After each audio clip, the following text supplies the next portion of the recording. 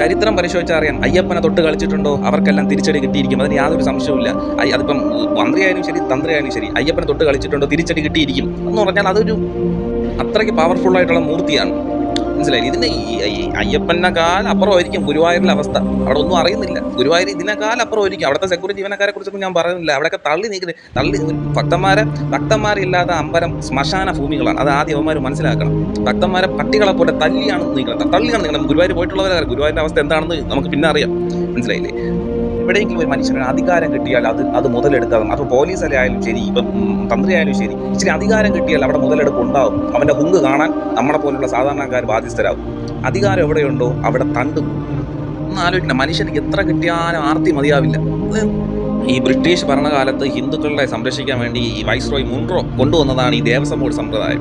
എന്നാൽ ഇപ്പോൾ ഹിന്ദുവിൻ്റെ നന്മയ്ക്ക് വേണ്ടിയാണ് ഇപ്പോൾ പ്രവർത്തിച്ചുകൊണ്ടിരിക്കുന്നത്. ഭക്തന്മാരുടെ പൈസ എടുത്ത് ഭക്തന്മാർക്ക്